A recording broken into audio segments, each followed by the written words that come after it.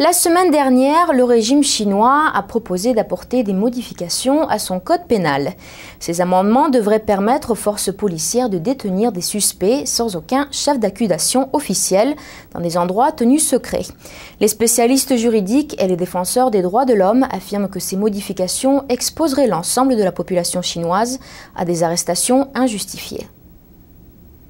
Les modifications proposées à la loi relative à la procédure pénale chinoise inquiètent grandement la communauté juridique et les organismes des droits humains. Le Congrès national du peuple envisage actuellement d'apporter plusieurs modifications au code pénal chinois. Une de ces modifications devrait permettre à la police de détenir des suspects dans un lieu secret pour une période pouvant aller jusqu'à 6 mois, sans aucun chef d'accusation officiel. Le lieu de détention ne devrait être ni un poste de police ni un centre de détention normal. La police ne serait pas tenue d'informer la famille du suspect. Bien que cette disposition ne soit actuellement pas légale, le régime chinois l'a déjà mise en application. Un exemple récent, l'artiste Ai Weiwei détenu pendant 81 jours dans un lieu secret aux abords de Pékin. Une telle loi reviendrait en fait à légaliser ce type de disparition forcée. Je pense que cet amendement est extrêmement effrayant. Je pense que l'application de toute loi devrait être ouverte, publique. Si j'étais coupable d'un acte illégal, j'aimerais qu'on m'explique clairement pourquoi je dois être arrêté. Les arrestations et les surveillances devraient également être rendues publiques. Si la surveillance secrète devient légale, alors il est possible que toute la Chine, avec sa population de 1,3 milliard de personnes, se transforme en une immense prison.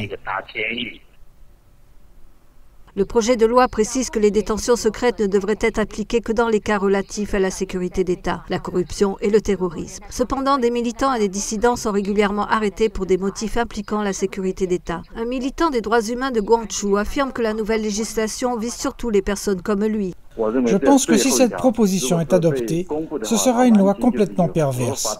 La loi ne vise pas ceux qui détiennent le pouvoir, elle vise particulièrement les militants des droits humains. Une autre proposition d'amendement vise à interdire l'usage de la torture lors des interrogatoires. Si certains considèrent cette nouvelle loi sur la torture comme positive, le professeur Zhang souligne que la torture est déjà illégale selon la constitution chinoise, mais néanmoins pratiquée par les autorités. Je ne pense pas qu'il s'agisse réellement d'une nouvelle loi. Cette législation existe déjà depuis longtemps dans la procédure pénale chinoise. C'est juste que les autorités ferment les yeux sur l'usage de la torture pour soustraire des aveux. Cette loi n'a pas été appliquée strictement. Bien sûr, nous devons renforcer cette loi et la prendre plus au sérieux. Tous les témoignages forcés devraient être nuls et non avenus. Ceux qui utilisent la torture pour soutirer des aveux devraient être punis. Il faut aller plus loin dans ce sens.